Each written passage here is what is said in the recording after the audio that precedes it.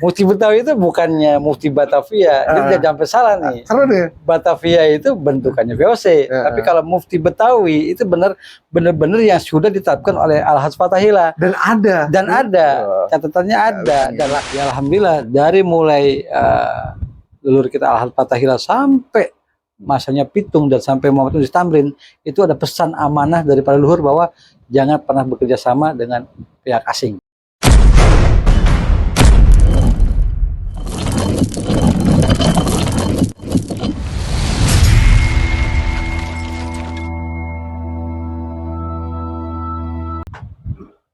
Assalamualaikum warahmatullahi wabarakatuh. Waalaikumsalam warahmatullahi wabarakatuh. Kembali lagi di Budayantara di program Leluhur, memperkuat literasi, seni, sejarah, budaya Nusantara. Alhamdulillah kita sudah ada di ruangan Lembaga Pemangku Adat Jayakarta bersama Pangeran Adi. Assalamualaikum Pak Pangeran. Waalaikumsalam. Nah, ini momen yang perdana dan agak dagdikdukder nih. Biasanya kita wawancarain budayawan agak selenget, sekarang Pangeran. Tahu dong? Kan kita bukan keturunan, kita tanjakan, jadi agak deg-degan dikit nih. Nah, bicara literasi Nusantara adalah banyak versi-versi nih. Bicara keturunan lah, bicara raja, bicara ABC, dan kita hanya sebagai orang awam aja nih, Pangeran. Nah, sekarang kita pengen mengajak teman-teman sobat Budayantara tahu sesuatu yang nyata, yang tertulis, tersirat, dan tersurat di manuskrip yang ada di Lembaga Pemangku Adat Jakarta. Kali ini simpel aja, saya akan mau nanya seputar kota Sunda Kelapa, Batavia, dan akhirnya Jayakarta. Karena masih bingung tuh antara cikal bakal Jakarta sendiri gitu. Nah ini saya mau tahu nih urutan Sunda Kelapa dan Jayakarta. Nah ini coba kita nanti dengar secara jelas, terang benderang, supaya teman-teman tidak punya asumsi atau persepsi atau belajar sendiri di Google tanpa ilmu yang bersanad, bahaya juga nih. Tiba-tiba tahu, wah katanya begini, katanya akhirnya yang saya takut adalah pengaburan sejarah atau pengaburan budaya itu sendiri gitu. Karena inilah momennya kita mengangkat budaya Nusantara, dan Budayantara concern kepada etalase seni budaya Nusantara. Oke, Pangeran, kita agak santai sedikit ya. Kita mau nanya cikal bakal kota Jayakarta nih. Kan pertama Sunda Kelapa. Sunda Kelapa yang saya tahu adalah masjid sama tukang ikan, pelabuhan nih.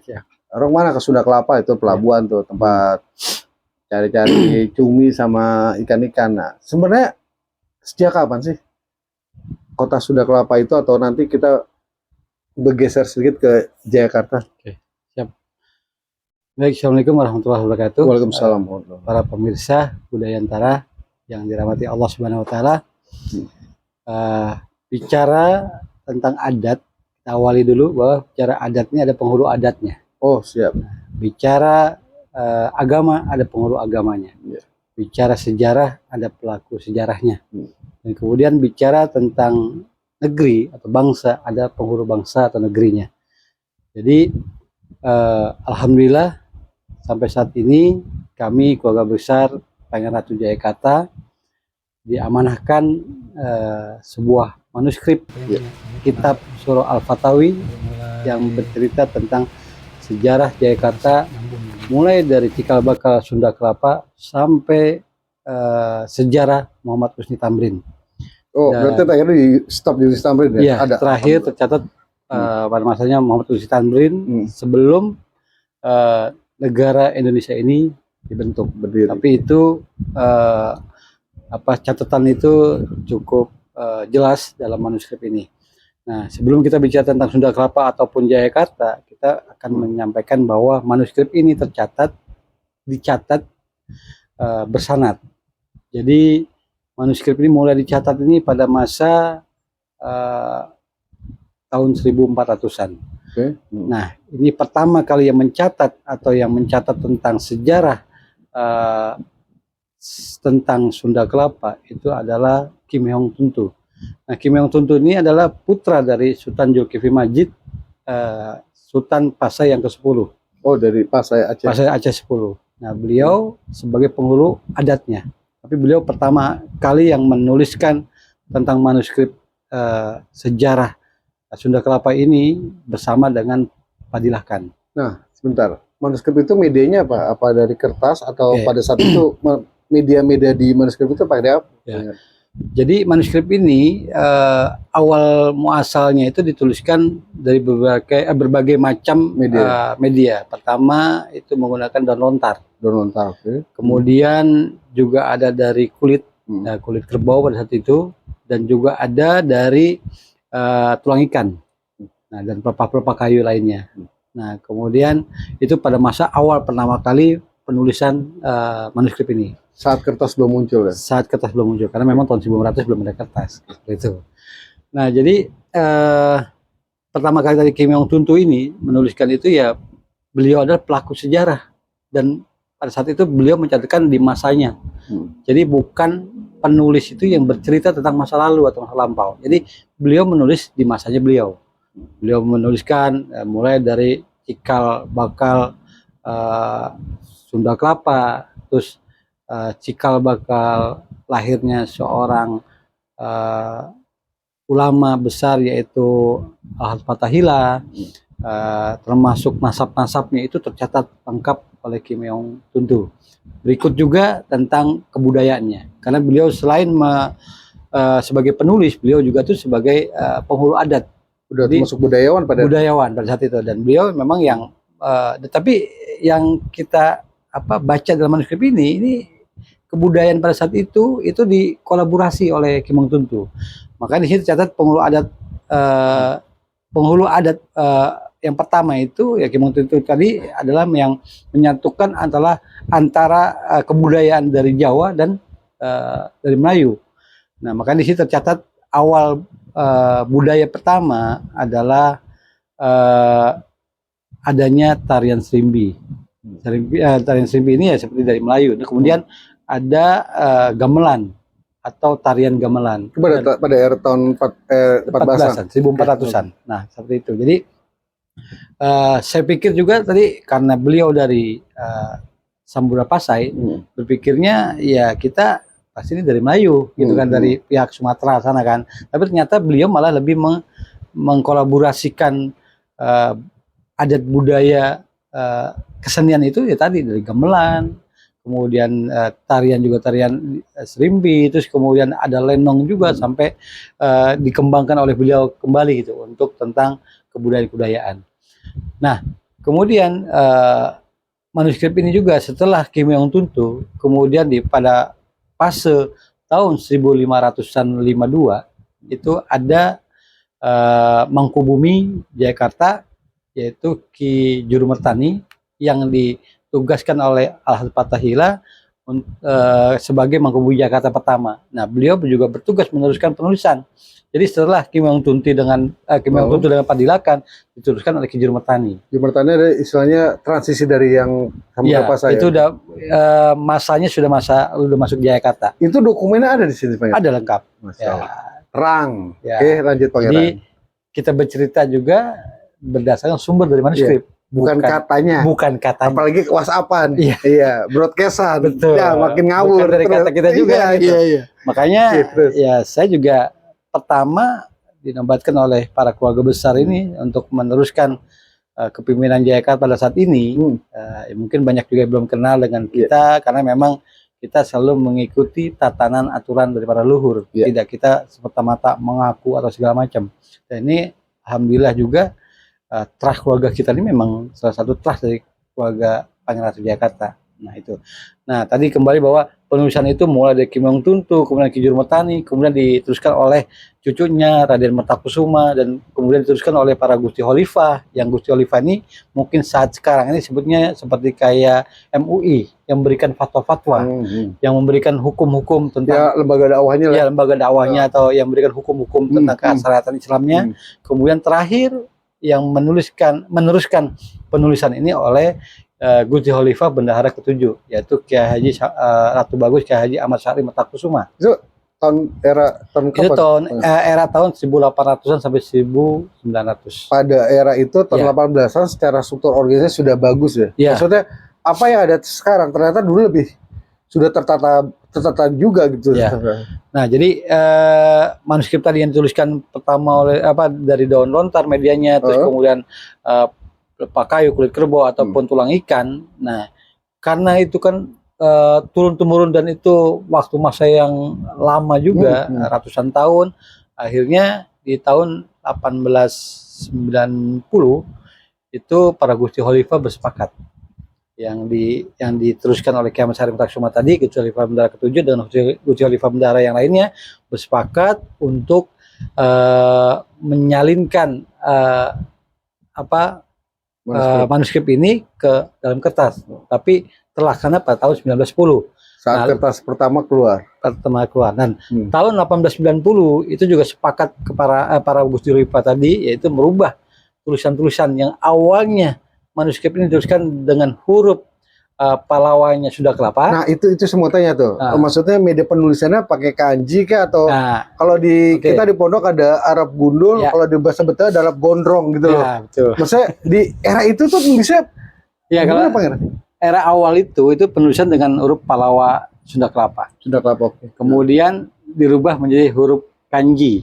Namanya Wesi Kanji. Salah satunya yang sudah kita tuliskan ini adalah salah satu contohnya. Ini adalah bacanya Pangeran Ratu Jayakarta. Tapi dengan konteks kanji ya. Iya, jadi kedua nih. Jadi Jepang ya. Hampir seperti kayak Jepang. Sistem cara penulisannya ini adalah dari atas ke bawah. Nah, jadi dari atas kemudian ke bawah sampingnya. Jadi penulisan dari atas ke bawah dan ini sudah ditafsirkan juga. Jadi huruf Palawanya Sunda Kelapa itu sudah ditafsirkan dengan anacaraka dengan menggunakan huruf pegon. Nah, jadi setelah tadi huruf Palawanya Sunda Kelapa kemudian diganti menjadi huruf Wesi Kanji, kemudian dirubah ke Jurumutani tadi menjadi huruf Jawa Karo, Jawi. Akhirnya baru sepakat para Gusti Khalifah di tahun tadi 1890 merubah huruf-huruf Sunda Kelapa, Wesi Kanji yang Jawi itu menjadi huruf kesepakatan menjadi huruf Arab Pegon Melayu. Nah, huruf Pegon Melayu ini memang tidak berharokat. Saya sudah beberapa kali mengatakan orang-orang yang bisa mempelajari ilmu kitab kuning atau huruf gundul belum tentu bisa membaca manuskrip ini. Bukan tidak bisa, tapi belum tentu bisa karena pada eranya mungkin. Ya bukan, dikarenakan ini hurufnya memang Pegon Melayu, bahasa Melayu. Nah, biasanya kan kalau orang belajar kitab kuning atau huruf gundul itu kan bahasa Jawa, bahasa Sunda. Kalau ini Melayu nih. Tapi kalau biasanya orang Melayu asing yang bisa bahasa Arab Melayu, dia bisa baca. Gitu. Yang menjadi kesulitan mereka ini kan hurufnya nih sebenarnya huruf sama, huruf Arab. Alif bata sama. Tapi cara pembacaannya itu yang mereka sambungkan itu berdasarkan dari kata-kata Melayu. Di sini masih ada bahasa-bahasa Melayu yang sifatnya menjadi nanti ke wilayah dari bahasanya Betawi yang intinya yang sempurnanya lah. Seperti kayak terada, terus ada campuran juga dari bahasa Arab seperti sahdan, daripada hatta segala macam itu tercatat. Jadi di kultur saya atau pembuaran dari Arabnya juga, dari Melayunya juga, dari Betawinya juga. Nah, tadi 1890 dirubah menjadi huruf Arab Pegon Melayu dan 1910 karena dikhawatirkan ini sudah hampir rusak yang dari daun lontar dan tulang ikan atau segala macamnya itu dirubah menjadi dituliskan kembali diulang oleh Kiai Haji Sarim Taksuma menjadi dituliskan di dalam media kertas pada awal 1910. Memang media kertas ini kan bukan yang elektronik seperti yang kemarin kita sudah sampaikan oleh PKCB dan Dinas Kebudayaan di Kota Tua itu berhologram enggak. Nah, ini karena memang bukan mekanik seperti kayak hologram yang dibuat dari Eropa, ini memang bukan, karena ini memang kertas. Jadi nanti ada kertas yang bersambung, itu ada pohon nasabnya juga. Nah, jadi kita bicara tentang sejarah ini, inilah pelaku sejarah yang sekarang ada pada saat ini. Jadi bukan saya pelaku sejarahnya atau memang sudah tercatat itu, dan itu memang tersusun rapi tentang strukturalnya, tentang nasabnya, tentang pelaku sejarahnya dan jabatan yang ada mulai dari Sunda Kelapa sampai Jayakarta berdiri itu tercatat rapi. Jadi gugur ya, saat ada aku-akuan, Nah, saya keturunan si Anu, nah, saya keturunan Anu. Kalau ini secara literasi terungkap semua, berarti kan di situ mempertipis gelar-gelar raja palsu dan sultan-sultan palsu kan? ya, ya termasuk terah-terah juga itu kan yang Aduh. Baru saya mau jadi sultan palsu udah nggak jadi nih karena ada di manuskrip ternyata nama saya nggak ada. Jadi kan nih, ini satu pembuktian memang semua secara naskah akademik itu harus terang benderang. Ya. Nah, alhamdulillah nanti juga akan kita buka detailnya manuskrip ini, tapi bukan sekarang karena ini masih episode pertama. Tugasnya pantengin terus channel kita, terus Pangeran. Oke, siap. Nah, tadi bicara tentang yang soal nasab, sebenarnya gini, masyarakat yang ada di Jakarta ini kan kadang suka bukan Betawi, bukan orang Jakarta doang ya ternyata ya. Jadi nanti kita bicara Betawi ini banyak ininya. Jadi dikuasai oleh Raja Sriwijaya. Oke. Nah, Raja Sriwijaya pada saat itu menguasai tempat ini akhirnya ngomong bentar pemirsa, ngomong Sriwijaya, saya ingat flashback nih ada salah satu almarhum budayawan bilang nggak ada kerajaan Sriwijaya, makin ngawur lagi. Ternyata di sini secara manuskrip ada. Ternyata itu tanah kosong di kerajaan Sriwijaya. Ada beberapa tokoh budayawan bilang itu fiktif tuh, kerajaan Sriwijaya nggak ada. Tuh ternyata salah juga. Oke. Ya ini adalah cerita-cerita medsos kadang-kadang suka lucu kalau ngomong sejarah. Oke. Lanjut dulu. Jadi Sriwijaya ini adalah kerajaan besar pada saat itu. Beliau menguasai wilayah Sunda Kelapa. Sebelumnya belum ada Sunda Kelapa, masih awal Raja Sriwijaya itu Raja Sena. Maaf, Raja Sailendra. Itu masih beragama Hindu-Buddha. Nah, belum Islam. Belum Islam. Nah, pada saat itu Raja Sriwijaya memberikan hadiah tempat ini kepada bangsa Tiongkok.